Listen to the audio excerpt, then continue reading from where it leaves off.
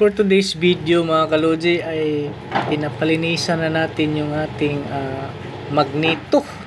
Kasi napapansin ko pag nag-start ako parang may sumasagit-sit dito sa magneto.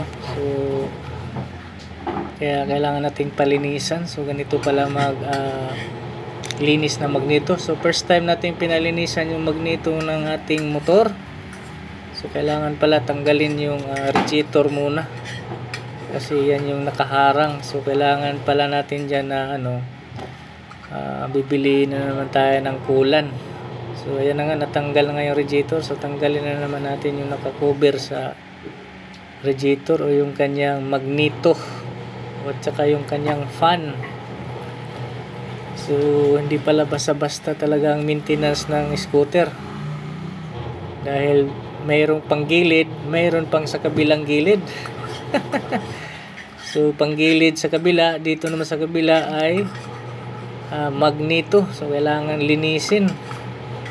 Kaya talagang sakripisyo lang para sa ating magandang maintenance sa ating motor. Kasi pag binabayaan natin, nakikita ko dyan sa iba na grabe yung pagtanggal ng magneto nila, parang halos masira, mawasak na, ginagamitan na ng kung ano-ano mga equipment.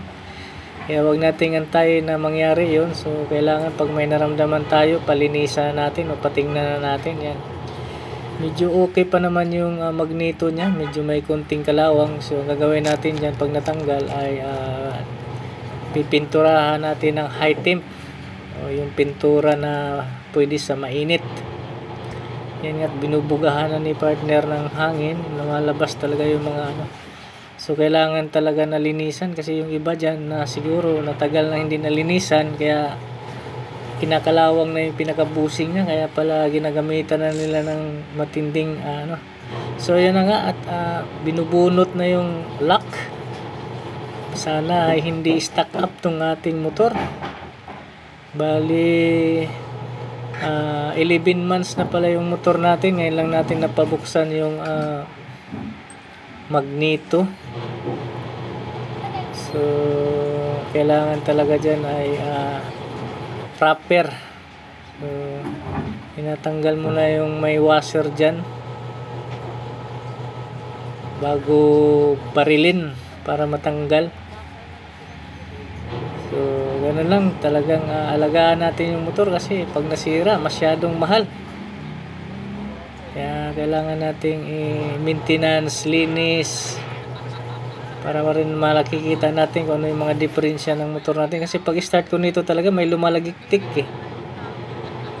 ang cause daw nito yung dumi, sobrang dumi na. Lagi pa naman bumabaha ngayon, kaya kailangan nating palinisan. So yun na nga, binabaril na, sana hindi mag-stuck. Ayun, nabunot agad. So ibig sabihin good na good pa. Yung iba kasi yan, dinadala na kung saan para lang matanggal yung magneto na yan.